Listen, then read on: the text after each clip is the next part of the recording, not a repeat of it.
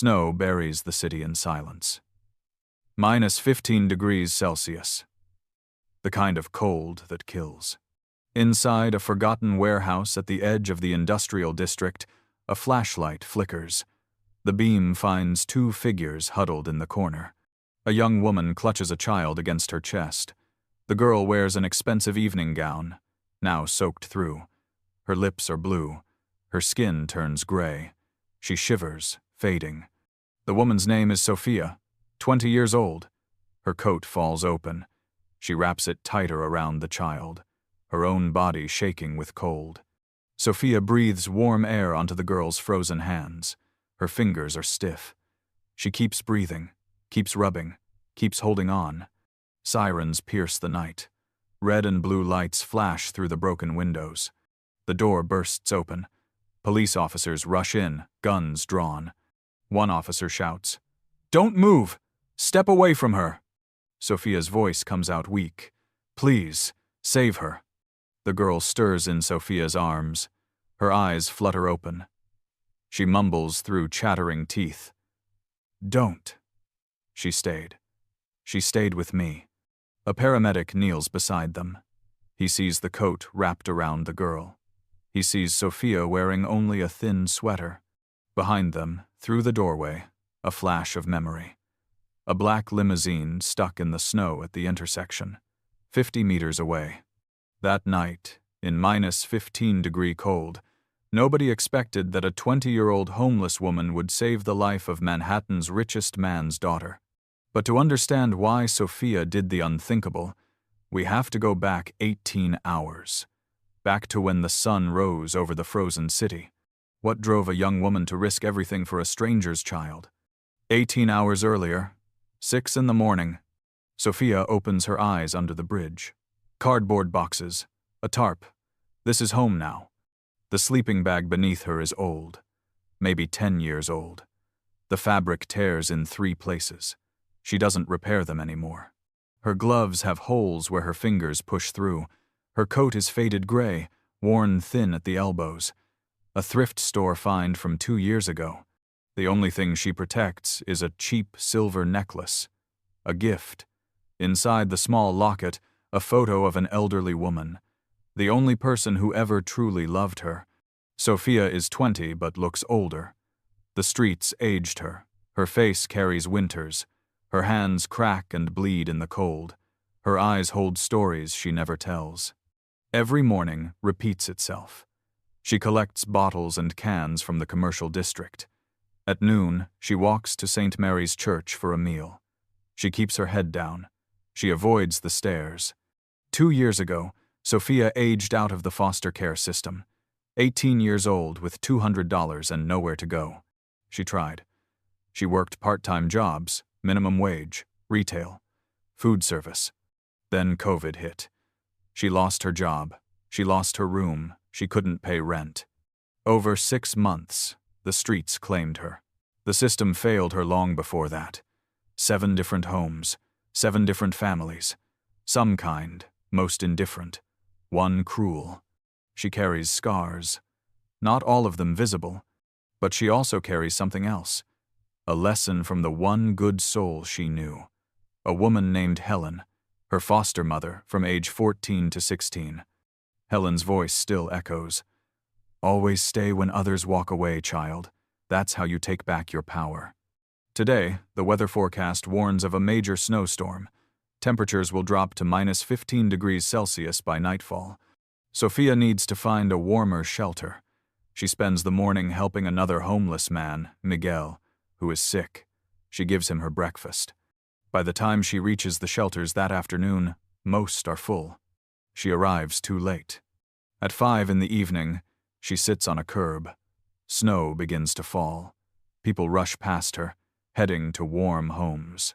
Sophia survived 2 winters on these streets. But this winter, this night, will test everything she still believes in. Sophia walks through the falling snow. Her mind pulls her backward, to when kindness still made sense. She remembers her parents, faces now blurred by time. They died when she was 5. A car accident. She has only fragments of memories. What came after was harder. Foster care, the system, moving from home to home like unwanted furniture. Most families were fine, neutral. They fed her, clothed her. But love? That was rare. Until Helen. Sophia was 14 when she arrived at Helen Turner's home. Broken, scared, carrying wounds she wouldn't talk about. Helen never pushed. She just created safety. One night, Sophia asked Helen a question. "Why do you take in kids like me? We're just burdens." Helen knelt down. Eye level. "Sophia, listen to me. You are not a burden. You are a person who deserves love, not because you earn it, but because you exist." That was the first time Sophia cried in 2 years. Later, Helen taught her the most important lesson. Sophia was 15. Helen fell, broke her leg. Other foster kids panicked, ran away. But Sophia stayed, called 911, held Helen's hand until the ambulance came. At the hospital, Helen said, "You know why I'm proud of you?" Sophia shook her head. "Because you learned how to stay. When others walk away, you stay. That's real strength. That's how you take back power from those who hurt you." Helen squeezed her hand. "Always stay, child. Always stay." Helen died of cancer when Sophia was 17, the only mother she ever truly knew.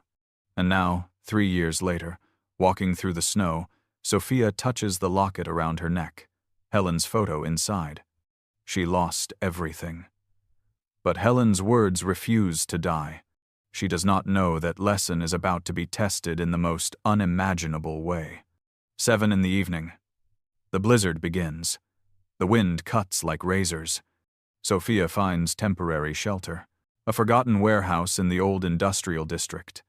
One corner still has part of a roof. She prepares to make a nest for the night. Then she hears noise outside, car horns, shouting. She looks through a broken window. A black limousine sits stuck in the snow at the intersection, 50 meters away. The GPS led the car into this abandoned area, a shortcut to avoid traffic on the main roads. The driver tries to start the engine. A man in his 50s. The wheels spin in place. They sink deeper into the snow. A little girl steps out of the car. She wears a shimmering blue evening gown, a thin coat, small dress shoes. She is 8 years old. Her name is Lily Ashford. Lily's voice breaks. "We have to get there. Call someone." The driver calls for help. "They said at least 2 hours, Miss Lily. The storm..." He tries to push the car. He slips on the ice. He screams in pain. His leg buckles beneath him. He cannot stand. Lily drops beside him. "James! No, no, James!" James reaches for his phone. It falls. The screen shatters on the ice. Lily panics. She runs, leaves her phone behind. She sees dim streetlights ahead. She thinks there are people. She runs 50 meters, but there is nobody. Only a broken traffic light flickering in the darkness. Lily tries to go back, but she loses her direction in the blinding snow. 30 minutes pass. James crawls back to the car. He uses the car radio to call 911, but then he loses consciousness from the pain. Lily collapses in the snow 50 meters from where Sophia hides. Sophia watches from the shadows. Thoughts race through her mind. Rich kid, never cold, never hungry, never invisible.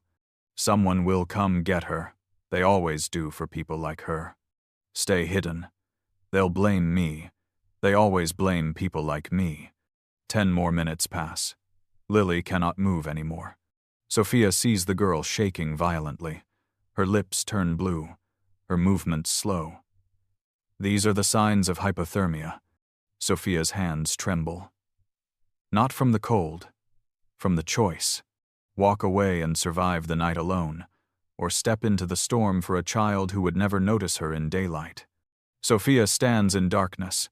2 voices war inside her. She'll be fine. Rich people always have someone. Lily collapses. For 1 second, Sophia sees herself. 8 years old, alone, terrified. Memories flash. 3 seconds. Sophia at 8, crying in the dark, waiting for someone to come. No one ever did. Sophia whispers, "Not her. Not this child." She steps out of the shelter. The wind immediately cuts into her skin. She walks toward Lily. Each step feels like walking on knives. Lily looks up. Her vision is blurry. She sees a figure emerging from the shadows. She tries to move back, but her legs are numb. Who are you?" Sophia stops. She raises both hands. "I won't hurt you, but you're freezing. You're dying. Come with me." Lily shivers. Her words come out broken. My daddy, he'll come." Sophia looks into her eyes. Her voice is calm, firm. "He's hurt. Help won't come for hours. I know blizzards. You have 1 hour, maybe less." Silence hangs between them. Lily looks into Sophia's eyes. She sees the truth there. Sophia takes off her worn coat, the only coat she has. Underneath, she wears only a thin sweater. "Take this. Come with me. I have a roof. That's what matters now." Sophia looks down at Lily's feet.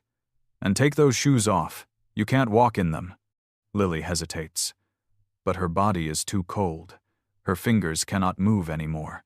Sophia kneels in the snow. Her fingers, numb and stiff, work the straps. Then she takes the girl's hand. Sophia's rough hand closes around Lily's soft fingers. "Come, we don't have time." With that touch, Sophia makes a choice.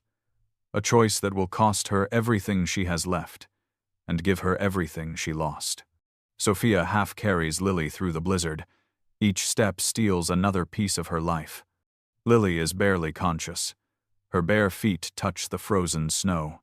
It burns like fire. Wind like razors. Snow like needles. Each breath stabs their lungs. Sophia whispers to herself with each step. Just like carrying the little ones at Helen's. Just a little further, Sophia. Just a little further. 50 meters. 50 eternities. Finally, they reach the forgotten warehouse. Sophia lays Lily down in the driest corner. She takes cardboard to block the wind. Her hands remember. They know how to fight death. She learned basic first aid from a volunteer at the shelter. She rubs Lily's hands and feet. The movements are careful, deliberate. Lily mumbles. Her words slur. "I'm so cold. I can't feel my fingers. I can't feel anything." Sophia's voice is steady. "I know, sweetheart, but stay with me. Stay. Don't let go." Sophia recognizes the signs. Stage 2 hypothermia. The skin turns blue. The lips turn purple. The heart beats slowly. Speech becomes difficult. Consciousness fades. She spreads her old sleeping bag under Lily. She pulls Lily close to her chest.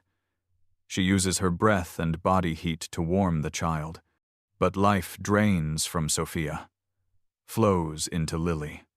"Stay with me, sweetheart. Talk to me. What's your name?" Lily's eyes flutter. Her voice is weak. "Lily. Lily Ashford." Sophia's breath stops. "Ashford. The billionaire. The newspapers." But none of that matters now. In front of her is just a child dying. Sophia's voice fills the darkness. She talks about Helen. Her voice carries warmth her body cannot.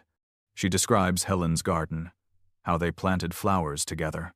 She remembers the time she helped a younger foster child who was scared at night. She talks about hope, about kindness. Lily listens. Her consciousness drifts in and out, but the voice keeps her tethered. You're nice," Lily whispers. Sophia holds her tighter. "Just stay awake, sweetheart. Talk to me. Tell me about yourself." Lily speaks in broken phrases. About her daddy, how he works a lot. About her mommy, who left when she was little. I don't remember her much." Sophia's heart clenches. Both of them. Left behind, in different ways. A silent connection forms in that cold warehouse. 8 p.m. Sophia still holds her. 9. Still warm. 10. Still breathing. 11. Still alive. Sophia rubs, breathes, holds, rubs, breathes, holds. Her own body grows weaker. Her limbs go numb, but Lily's color slowly improves. By 11 at night, Lily falls into sleep. Her breathing becomes more regular. Her skin looks less pale. But Sophia shakes violently now. She fights against sleep. She knows the truth. If she sleeps, they both die. She battles the death that calls to her. Her thoughts drift. They speak to the dead. Helen, if you're watching, do you see? I'm staying. Like you taught me. I'm so tired, but I'm staying. She looks at Lily's face. In sleep, the child smiles slightly. Sophia touches the locket around her neck. Her fingers are stiff. She whispers, so quiet it barely exists. I stayed, just like you taught me. Always stay. 1 a.m. Sophia's body fails. Her body is rigid. She has no feeling left. Her lips are purple. But Lily sleeps warmly in her arms. Sophia knows she cannot sleep. If she sleeps, her body will shut down. 2 a.m. Her body shakes uncontrollably. Stage 3 hypothermia sets in. Her vision blurs. Colors bleed. Darkness reaches for her. But she still holds Lily. 3 a.m. Sophia drifts into semi-consciousness. But her body still responds. It shivers to create heat. 4 a.m. Sophia jerks awake. Panics. Checks Lily. Warm. Breathing. Alive. Sophia's lips crack into something like a smile. 5 a.m. Sophia slips into darkness again. 6 in the morning. The first light of dawn creeps through the cracks. Lily stirs. She wakes slowly. She sees Sophia holding her. The woman is blue. She is not moving. Lily panics. No, no, please. Wake up. Please. Lily cries. Holds the woman who held her. Refuses to let go. When the rescue team breaks down the door moments later, they find them like that. One heart beating strong, the other barely beating at all. 7 in the morning. Dawn breaks through the gaps in the warehouse. Ambulance sirens pierce the air. Shouts echo. A chainsaw cuts through the door. Daniel Ashford hired a private search team throughout the night. After James called at 8 in the evening, Daniel mobilized everything. They reviewed footage from the traffic camera at the intersection. They tracked the direction Lily ran. The rescue team breaks through the door. Flashlight beams sweep inside. Lily wakes. Confused, terrified. Help her, please help her. A paramedic rushes in. He checks quickly. We have a survivor. Female, child, hypothermia but stable. He measures Lily's core temperature. 34 degrees Celsius. Mild hypothermia. She will be okay. Then they see Sophia. Motionless. Blue lips. Gray skin. We have another one here. Female, early 20s, severe hypothermia. Checking vitals. The paramedic places his fingers on Sophia's neck. No pulse detected. Wait, there's a very faint heartbeat. Barely 30 beats per minute. He uses a special thermometer. Sophia's core temperature is 29 degrees Celsius. Severe hypothermia. Critical condition. They begin CPR immediately. Emergency warming procedures start right there. Lily fights as they try to separate her from Sophia. No, don't take her away. She saved me. She gave me everything. Please, please save her. A police officer looks back at the warehouse. He observes the scene. He finds Sophia's coat covering Lily, the old sleeping bag spread beneath her. Meanwhile, Sophia wore only a thin sweater. She lay pressed against Lily to transfer heat. The officer whispers, "Look at this." She gave this kid everything she had. Everything. 2 ambulances speed away through the melting snow. A news helicopter follows from above. But at the hospital, the questions are just beginning. Who is this young woman? And why did she risk her life for a complete stranger? Mount Sinai Hospital, ICU ward, 8 in the morning. Sophia remains unconscious. The medical team works to stabilize her. A doctor speaks to the team. Severe hypothermia, possible organ damage.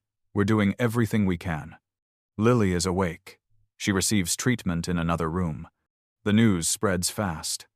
Billionaire's daughter found after vanishing in deadly snowstorm. Daniel Ashford arrived at 6 in the morning. He is 35 years old. A real estate billionaire, powerful, cold in business. But his eyes show fear now. He rushes into Lily's room. He embraces his daughter. Tears fall. "Lily, thank God. Thank God you're safe." Lily grips his hand. "Daddy, the woman, is she okay?" Daniel's voice turns cautious. "What woman? Who was with you?"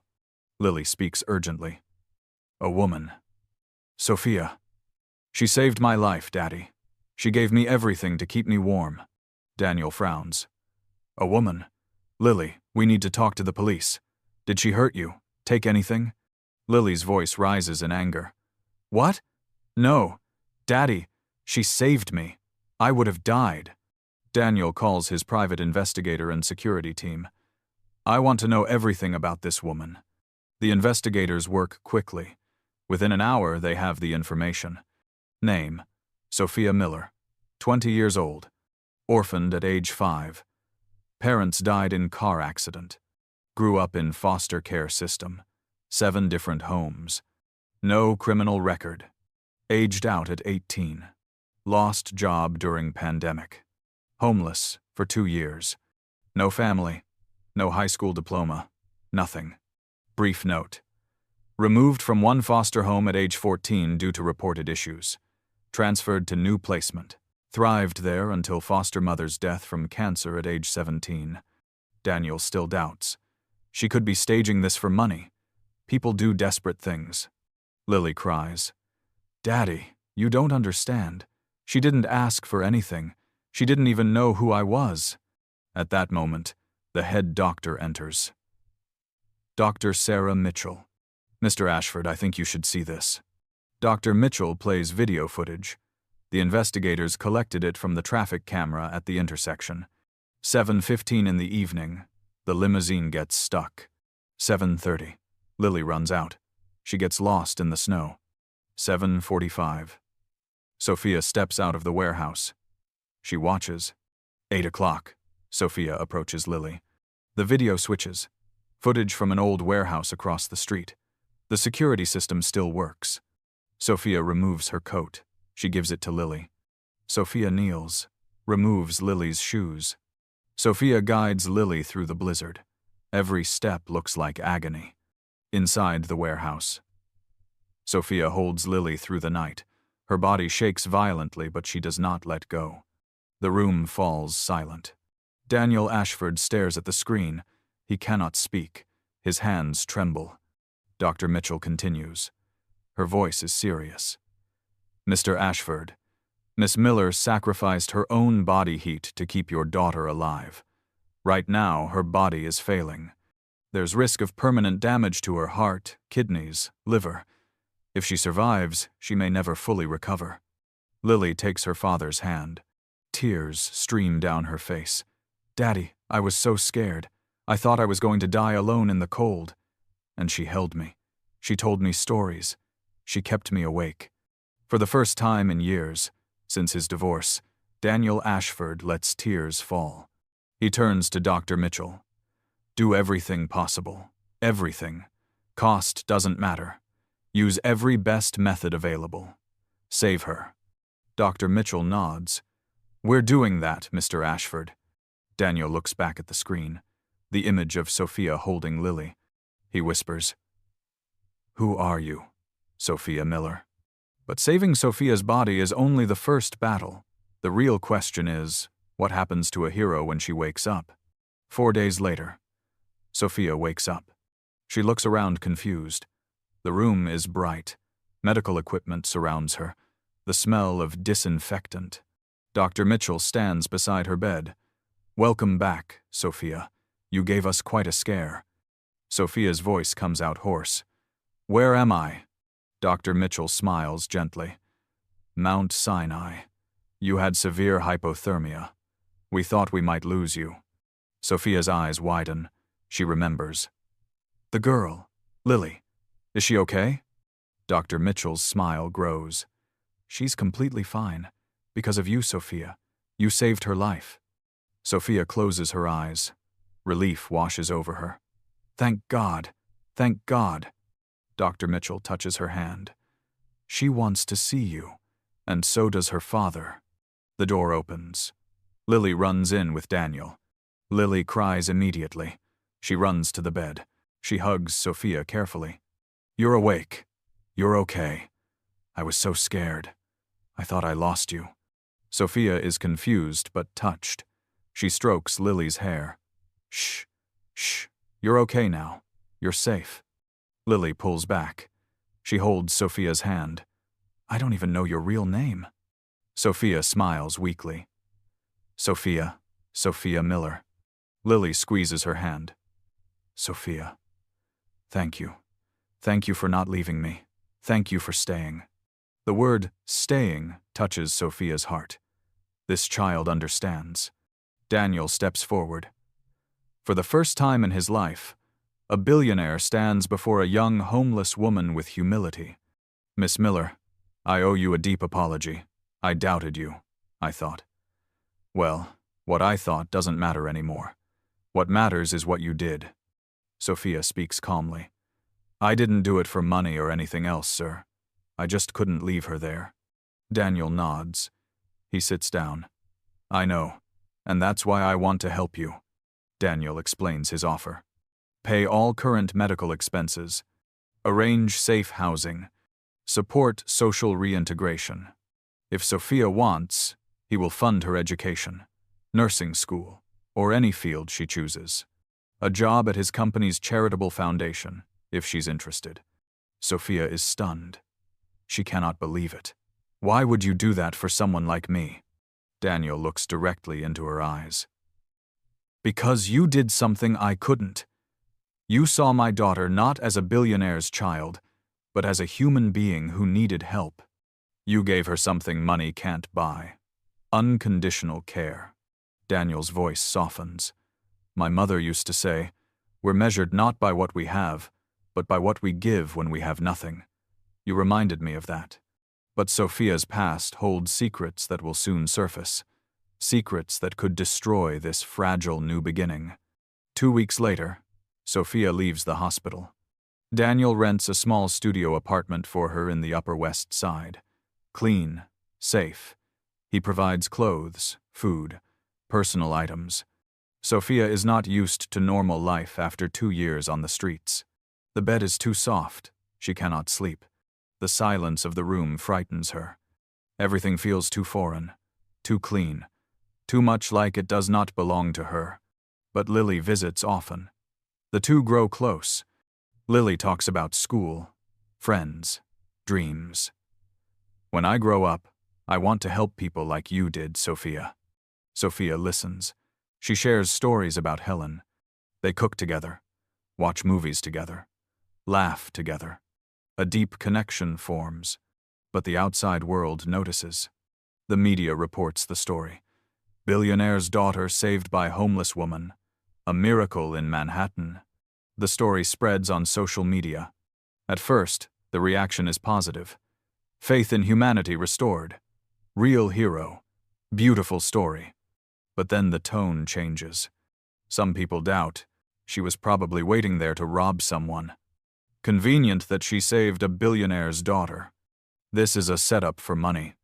20 years old and homeless? What's wrong with her? Sophia feels the pressure. The fear grows. The climax comes. An investigative journalist named Marcus Webb digs into Sophia's past. Webb publishes an article. Homeless hero's troubled past. Foster care failure. No education. History of instability. He reveals everything. Sophia has no family, no education, no work history. Sophia aged out of foster care with nothing. Brief mention. Records show Miller was removed from one foster home at age 14 for undisclosed reasons, raising questions about her past. The implication is vague but damaging. Public opinion turns quickly. Social media floods with comments. I knew something was off. Foster care kids have issues. The Ashfords should be careful. She's probably unstable. Daniel's advisors and board members give him counsel. Sir, this woman could be a liability for the brand. We don't know enough about her. We recommend you cut ties, pay her a sum and let her go. Daniel hesitates. He struggles between business logic and gratitude. Tension grows. Lily overhears the conversation. Anger burns in her. How can you even think about abandoning her? She didn't abandon me when she could have. All her life she's been thrown away. And now you want to do the same? Daniel tries to explain. Lily, you don't understand. This is business. This is our reputation. Lily cuts him off. I don't care about reputation. I care about doing what's right. Meanwhile, Sophia receives letters. Old debts. Nothing major, but enough to overwhelm someone with no income. Sophia realizes the truth. Her past will haunt her forever. That night, grief crushes Sophia. She thinks everything is too good to be true. She decides to leave. She does not want to cause more trouble. She packs her small bag. She writes a thank you letter. Lily discovers her. She runs to the apartment. She cries, Please don't go. Sophia, please. You're the big sister I never had. I need you. Sophia holds Lily. Her own tears fall. Sweetheart, I'm not good for your family. The world will never accept someone like me near someone like you. Lily looks into her eyes. I don't care what they think. You saved my life. Let me save yours. Please, Sophia, stay. The word stay again. Sophia looks at Lily. She sees hope. She sees love. But Lily's words are not enough. It will take something bigger, something public, to change the world's mind. Daniel stands at the door. He heard everything. He looks at Sophia. 20 years old. Strong despite the world breaking her down. Humble, kind. Something stirs in his chest. Not just gratitude. Something deeper. Something he hasn't felt in years. Respect, admiration, and maybe the beginning of something more. That night, the night Sophia prepares to leave, after Lily goes home, 10 in the evening, a knock on the door. Sophia opens it. Daniel stands there, alone. He carries a small box. Miss Miller, may I come in? Sophia nods, confused. Daniel sits down. He places the box on the table. There's something I want to show you. He opens the box. Old photos. A journal. These belong to my mother. She died when I was 20. Lily never knew her. Daniel tells the story. His parents died in a plane crash when he was 25. He raised Lily alone from age 5, after his ex-wife left them both. I was 25 with a newborn. I didn't know how to be a father. I just built walls, focused on business, because that was something I could control. Daniel opens the journal. He reads an entry. Remember that your presence is a gift. Don't underestimate the power of staying when others leave. Daniel looks at Sophia. My mother would have done what you did. She saw people, not their circumstances. Sophia listens. Tears fall. Daniel continues. After she died, I became cold. I built walls. I taught Lily to be careful of everyone. I thought money could protect us from pain. Daniel meets her eyes. But you reminded me of her. She would have stayed too. She would have given everything. Sophia speaks softly. Why do you believe me? After everything they said? Daniel answers simply. Because Lily believes you. And I trust my daughter's heart more than any headline. Daniel stands. I won't let them destroy you. My mother would have fought for you, so I will too. Sophia's voice trembles. But your company, your reputation. Daniel's voice is firm. My reputation will be built on standing for what's right, not running from it. He reaches the door, stops, turns back. Sophia. He uses her first name for the first time. When I look at you, I don't see someone broken. I see someone who survived. And that's remarkable. Their eyes meet. Hold. Something passes between them. Neither speaks the words, but both feel it. The beginning of something neither expected. 1 week later, Daniel organizes a public press conference. Location: Ashford Tower, the largest conference room in Manhattan, floor 40. Hundreds of journalists arrive. Cameras from CNN, NBC, Fox, BBC fill the room. The hashtag trends #1 on Twitter. Hashtag Ashford statement. Daniel Ashford appears. Beside him stand Sophia and Lily. Sophia wears a simple suit Daniel's assistant helped her choose. Her hair is neatly styled, but she still trembles. Camera flashes explode. Whispers fill the room. Daniel steps to the podium. His voice is strong and clear. Ladies and gentlemen, I invited you here today not to defend my daughter, but to defend someone who defended her when no one else could. The large screen behind him lights up. The full video plays. Not edited, not 2-minute highlights. 30 minutes of the most important footage. Sophia watching Lily from afar. Sophia stepping out of her shelter. Sophia removing her coat. Sophia kneeling to remove Lily's shoes. Sophia guiding Lily through the blizzard. Every step looks agonizing. Timestamps appear clearly. 8:05 in the evening. 8:30. 9 o'clock. Fast forward with timestamps. 10, 11, midnight, 1 in the morning. Thermal camera images appear, reconstructed by investigators. Sophia holding Lily. Sophia's body temperature dropping. The colors shift from red to yellow to blue. The room falls absolutely silent. Many reporters wipe away tears. Daniel continues. His voice shakes with emotion. This young woman, Sophia Miller, gave everything she had, her warmth, her strength, her life, to save my daughter. She didn't know who Lily was. She didn't want money. She just stayed. Sophia stands at Daniel's request. Her hands shake. Daniel hands her the microphone. Sophia, would you like to say something? Sophia looks at the crowd. Hundreds of eyes watch her. Her voice is soft but steady. I'm not a hero. I'm just someone who knows what it feels like to be left alone in the cold. I grew up in foster care. 7 different homes. Most were okay. One wasn't. But there was one woman, Helen, who taught me something important. She taught me that kindness isn't about what you have. It's about who you are when no one's watching. That night, I didn't think. I just remembered what she would want me to do. Sophia's voice strengthens. And I want to say something to everyone watching. I've been homeless. I've been judged. I've been called worthless. But that night, I realized something. I wasn't worthless. I had something to give. I had the ability to stay. Lily stands. She takes Sophia's hand. She turns to the crowd. Sophia didn't just save my life. She taught me what it means to care about people. Not because of what they have, but because they're human. Lily looks at her father. And she taught my daddy that too. Daniel nods. He turns to the crowd.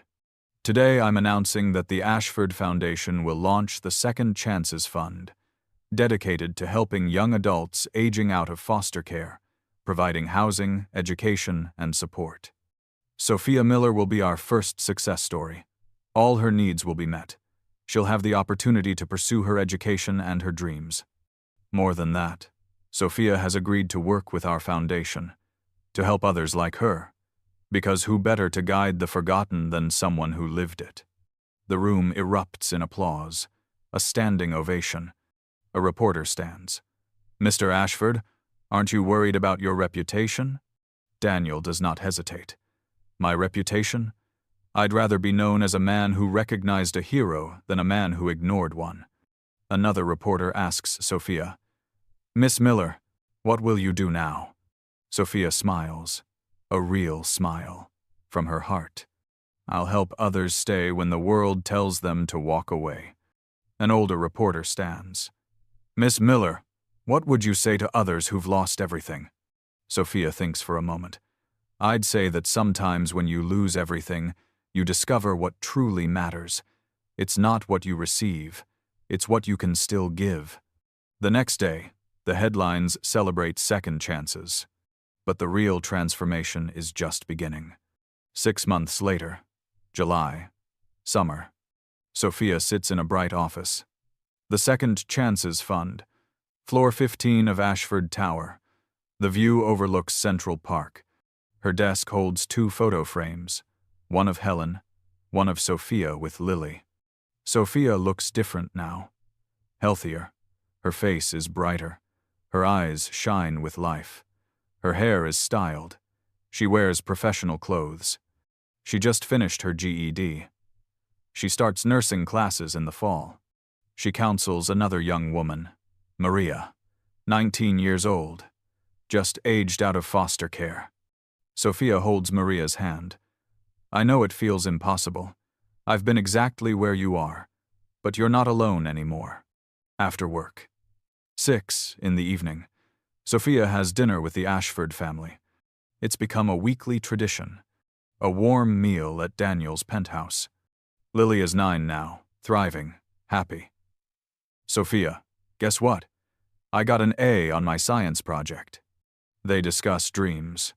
Lily wants to be a doctor, so I can help people like you helped me. Daniel watches the 2 of them, his daughter and Sophia. Over 6 months, something shifted. At first, it was gratitude, then respect, then friendship. But now it's something he can't name, something that makes his heart race when she laughs, something that makes him look forward to these dinners more than any business meeting. After dinner, Daniel asks Sophia to stay for coffee. Lily yawns dramatically. I'm so tired. I'm going to bed. You 2 keep talking. She winks at Sophia before leaving. Daniel and Sophia sit on the balcony, floor 50. They watch the city at sunset. Golden sunlight shines on the buildings. Daniel speaks. Sophia, I need to tell you something. Sophia turns. What is it? These past 6 months, you've changed our lives, mine and Lily's. You've taught Lily about kindness, about strength. Daniel's voice softens. But you've also taught me something. You've taught me how to feel again, how to trust, how to hope.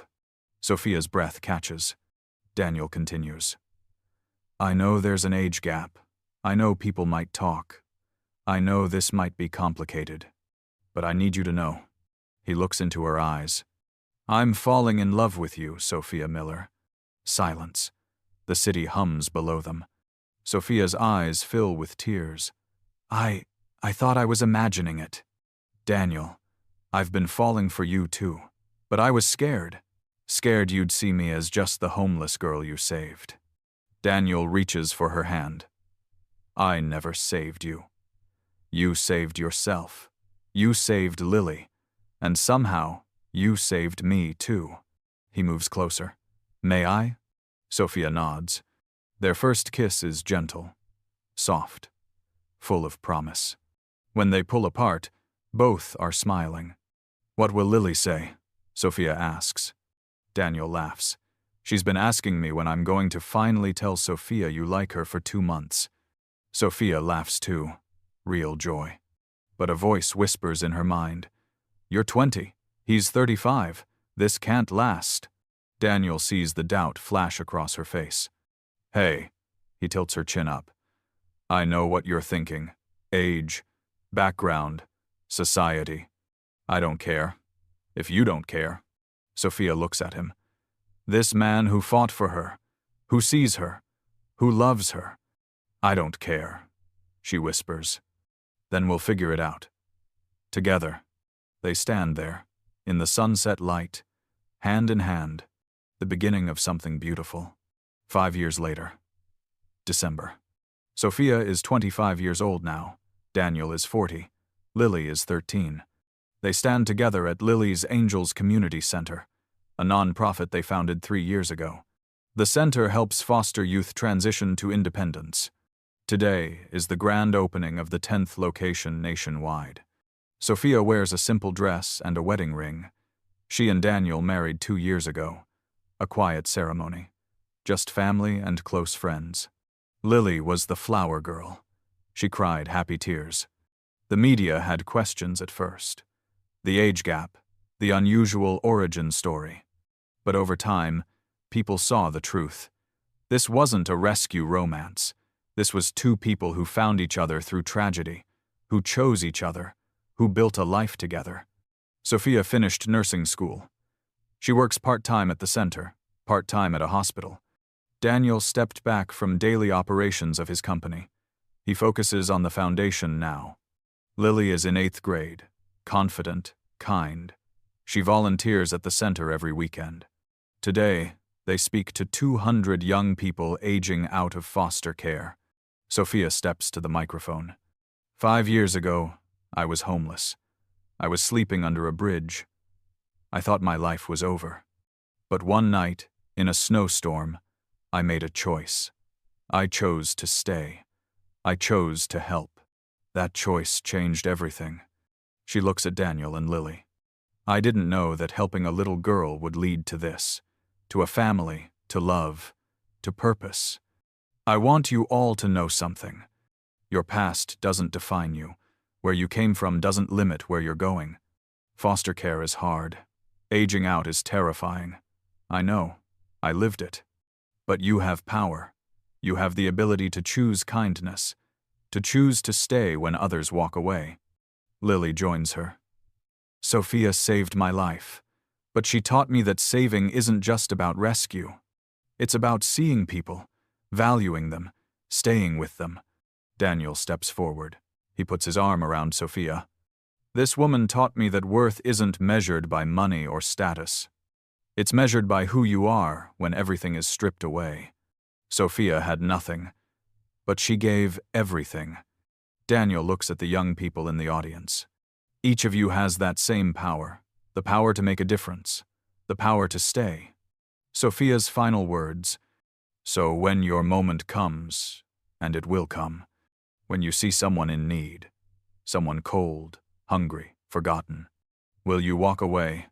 She reaches for Daniel's hand, for Lily's hand. Or will you stay? The audience stands. Applause fills the room.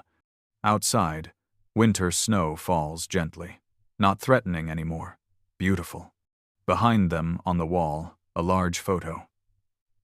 Sophia and Lily, that night 5 years ago, found by the rescue team. Holding each other. Caption beneath, always stay.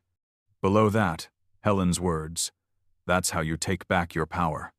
The camera pulls back slowly. 3 people, once broken in different ways, now whole. A family built not by blood, but by choice. By staying,